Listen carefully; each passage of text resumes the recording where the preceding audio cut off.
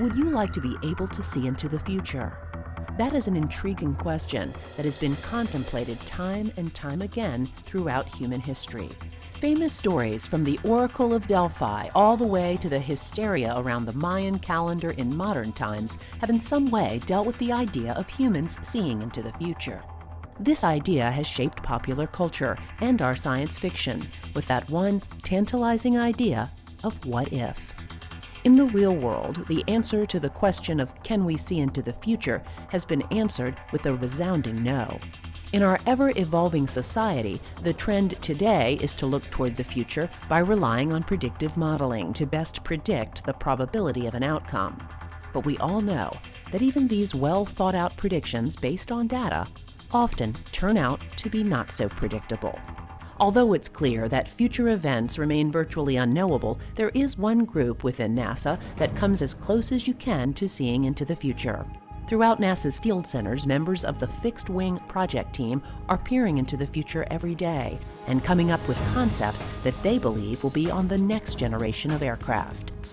Because it takes years to plan and develop these concepts, the hardware and theories that are being tested today will be key components that enable the next generation of aircraft to take flight. On this episode of NASA X, follow us around the country as we visit members of the Fundamental Aeronautics Program's Fixed Wing Project, who are developing the framework that will shape how aircraft of the future will fly. Take a look behind the gates of NASA to see what some of these new ideas look like and how the engineers of NASA are paving the way for the ideas that will change the future of flight. To the untrained eye, most of the aircraft of today look very similar. This is because over the past century of flight, aeronautical engineers have worked hard to optimize passenger aircraft to the point where they are as efficient and safe as possible. As a result, the basic tube and wing shape has been configured and examined from every possible angle, making it the most efficient design possible today. Although aircraft have looked basically the same over the past few decades, if you look closely, you can see some of the major design changes. Wings that were once swept back more dramatically now are less so because of advances in aerodynamic shaping. Engines that spewed emissions by the ton are now much more efficient. Materials that were once so heavy that they significantly weighed down a craft are now much lighter and stronger. With all this improvement and efficiency, it is fair to ask if there is anything else that can be done to make flight even better. The answer is of course yes. Behind the gates of NASA, there are scores of researchers who know that we can still make aircraft better because they are working toward these long-term goals every day. Some of these researchers from the Fixed Wing Project are working on so-called N+3 configurations and goals. In mathematical terms, the letter N is where you start now. N+1 is the next step. N+2 is just beyond that, and so on. Here in the Fixed Wing Project, N+3 equates to aircraft that will be flying in around the 2030-2035 timeframe. For this team, everything is on the table, including engines, fuels, wings, and fuselage shapes. Well, we need to remember the first A in NASA is aeronautics. So it's a National Aeronautics and Space Administration. Aeronautics is the field of research for airplanes. The airplanes that will fly today were researched and experimented within NASA many years ago. So we're trying to continue that tradition, that important work that we have done for the nation and the world for 20, 30 years from now. Fixed Wing is a NASA research program in where we are doing activities to try to improve the airplanes that we're going to be flying in the future. We're trying to make them less noisy. We're trying to make them better for the environment. We're trying to make them in a fashion that they will use less fuel. The research we're doing is important because air travel it's such an important part of your life. People travel, even if you don't travel, cargo gets carried every single day. You use something every single day that gets carried by an aircraft. part of our way of life these days, and it often gets taken for granted. There are challenges though, so we are focused on exploring and developing technologies and concepts to improve the energy efficiency and environmental compatibility of transport aircraft. With this mandate to significantly lower noise and emissions and increase performance for subsonic aircraft, there will be a need to address virtually every aspect of the current aircraft configuration, including developing new materials and engines, testing alternative fuels, and even changing the fundamental shape of the aircraft. All across the country, fixed-wing researchers are doing just that. Major advancements are being made into the understanding of how future aircraft will fly. Because there are so many areas of study, let's first look at something that has the potential to be used today as well as in the 2030 timeframe: alternative fuels. On this beautiful morning at NASA Dryden in California's high desert, a test called ACCESS, or the Alternative Fuel Effects on Contrails and Cruise Emissions test, was performed to study the effects of alternate biofuel on engine performance, emissions, and aircraft-generated contrails at altitude. For this test, 2 aircraft were flown in tandem. The first is NASA's DC-8, which will be burning an alternative fuel. The second aircraft is NASA's Falcon that will fly directly behind the DC-8 to measure and characterize the emissions coming out of the engines from the alternative fuel. Here is NASA's Bruce Anderson to explain. NASA's role is in assessing the combustion characteristics of alternative fuels, as well as determining how these fuels will affect the performance and emissions from aircraft. To understand how aircraft affect the climate, we need to make measurements at cruise altitudes.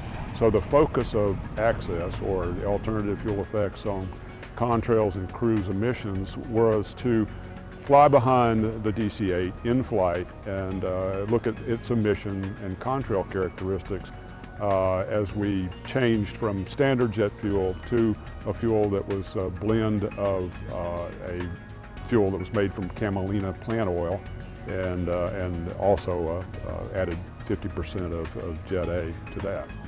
There are some other groups out there. Tyson Foods is making a biodiesel and biojet fuel from chicken fat that they sweep up on the processing plant floors. So there's a number of different ways of making these alternative fuels. All of them result in a fairly clean kerosene that doesn't have nearly the contaminants in it that the fuels from refineries do. The fundamental thing is the aircraft has to retain its performance characteristics when you burn a fuel. You can't have any drop in power.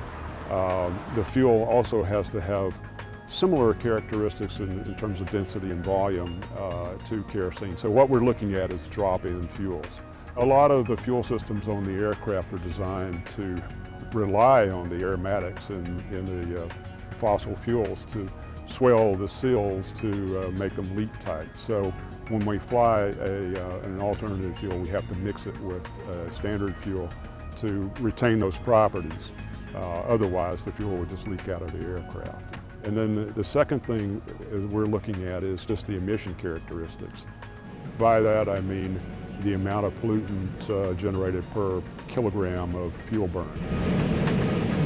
After the first few flights, it was shown that using these types of alternative fuels could significantly reduce emissions at cruise altitudes, particularly soot emissions. Work continues to better understand how to use these fuels and how to make them even more efficient for future aircraft.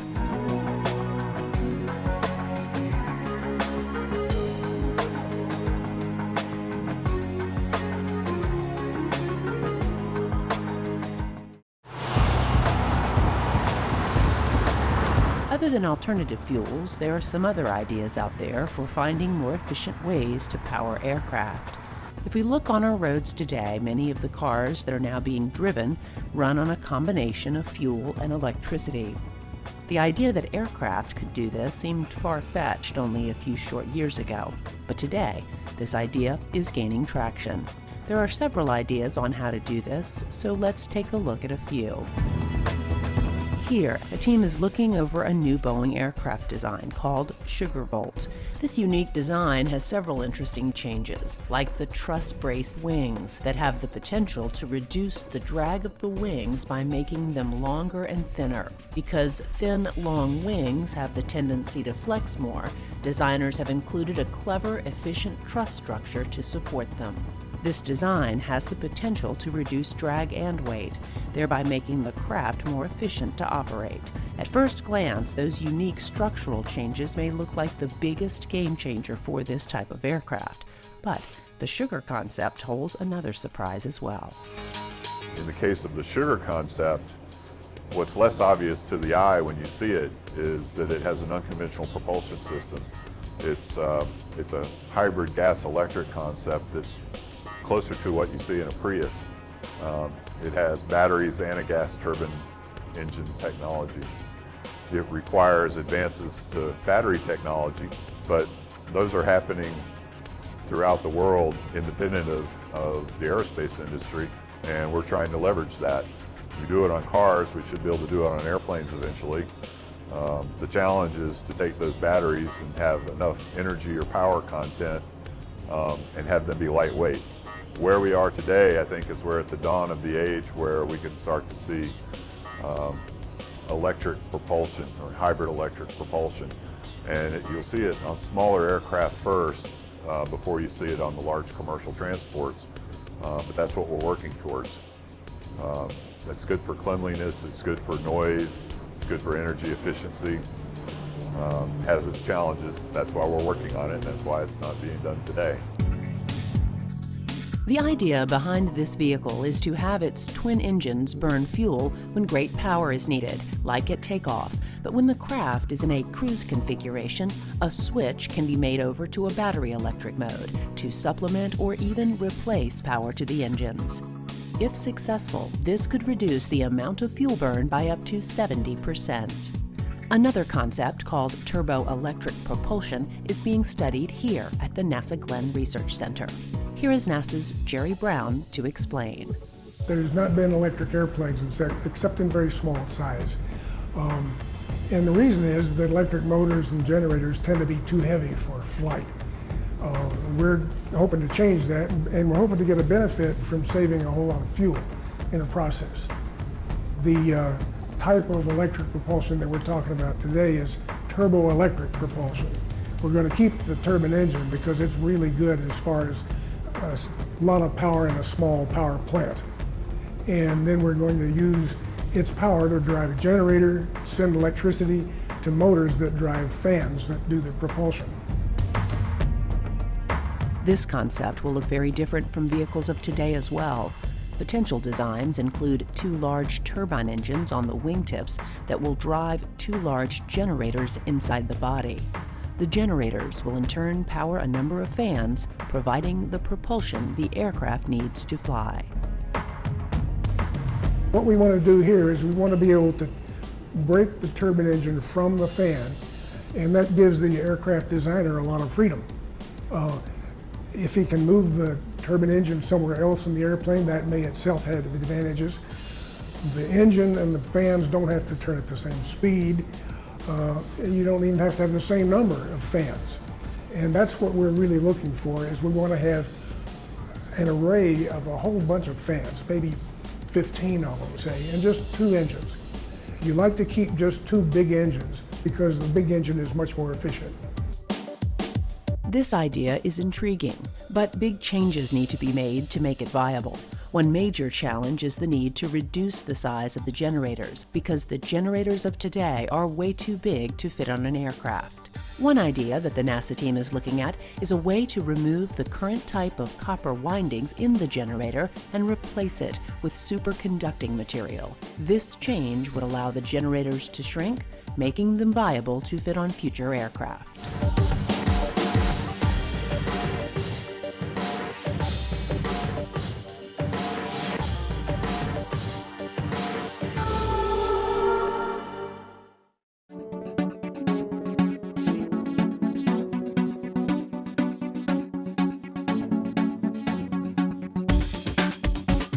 we've seen so far, new aircraft designs are coming online that have the potential to greatly improve aircraft efficiency.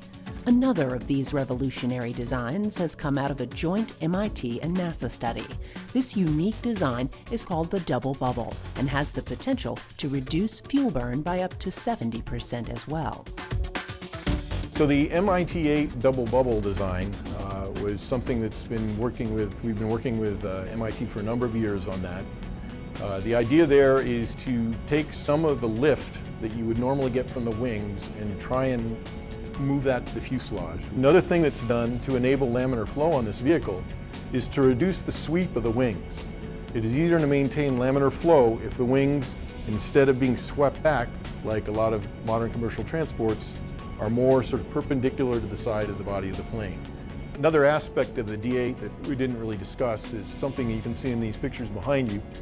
You can see the picture on the right, which comes from CFD. The engines are what we call in the potted configuration. They're potted separately off to the side. The idea is we hope to get an airstream that's relatively untainted by what's happening over the airplane, a fresh airstream to go into that engine and create our propulsion. The image in the middle, on the other hand, the engines have been moved to inside that pie tail configuration. And by doing that, we actually get some benefits. If you can use the engines to refill that area of dead air behind the plane, you have a chance at being more efficient in terms of propulsion for that vehicle given a certain amount of fuel.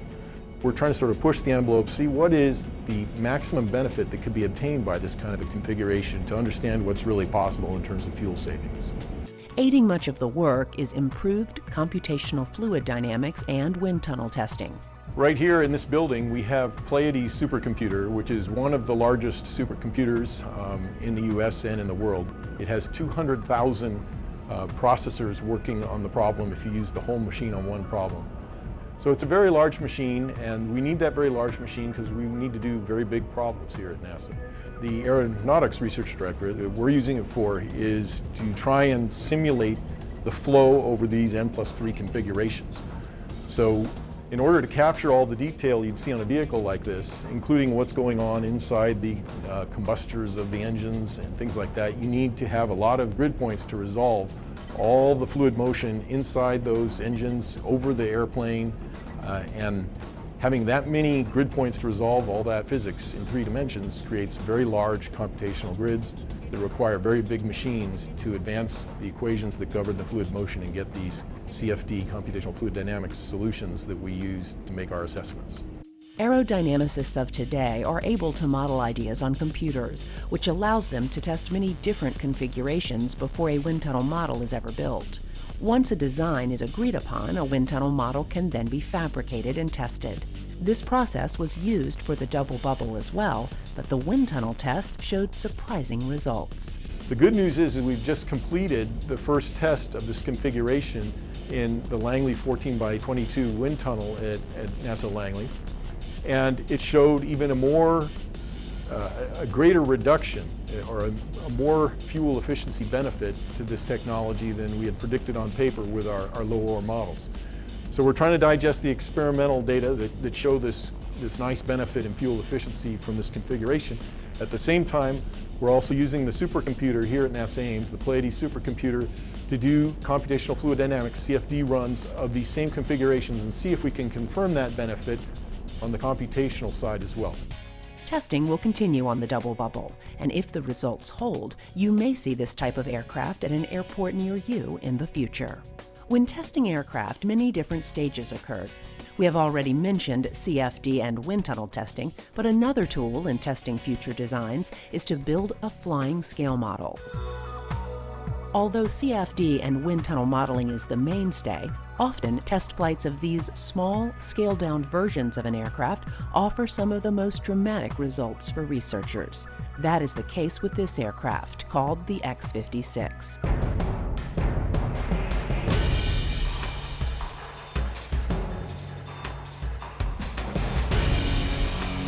This aircraft is being used as a test bed to understand how different wing configurations work and how a unique idea called active control may be used in the future.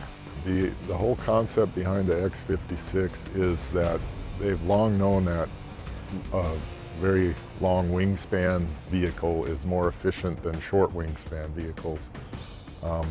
Problem is though, when you get a very long wingspan, you start to get into issues with flutter modes that start to creep into the vehicle, so that the wing will go unstable and in extreme cases will rip off the vehicle. To get around that problem, you can use active flight controls to suppress those flutter modes. Active control is you put things like accelerometers within the wing, and as soon as you sense that the wing is starting to get into these flutter modes, you use the control surfaces behind the wing to damp that out. So the airplane, as it's flying, is continually fighting these modes and keeping the wing straight and stiff. Then you can build a lighter, longer wingspan vehicle that is more efficient. This vehicle, as funded by the Air Force, was built as a multi-utility technology test bed. They call it the MUT for short, and it is built to do a lot of different kind of testing in aeronautics. The wings are removable. You can put on a stiff wing, you can put on a flex wing, you could do a joined wing configuration. We can learn quite a bit from testing this kind of vehicle. Right now, the focus is on flexible wing and active control of flexible wings, but in the future, there are many experiments that can be done with this vehicle.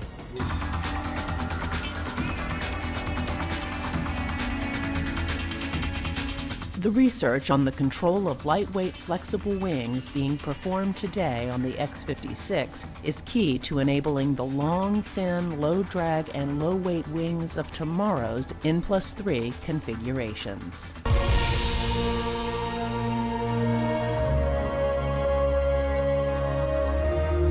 Much is going into understanding what it will take to improve the already incredibly efficient aircraft of today into ultra-efficient vehicles of the future.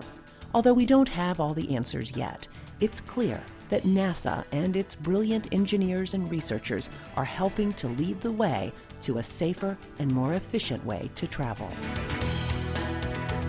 We are nowhere near the maximum that we can get out of this industry. And there is a lot of work to do, and that's what my team is doing. That's what we're doing within NASA, and I cannot wait for the future.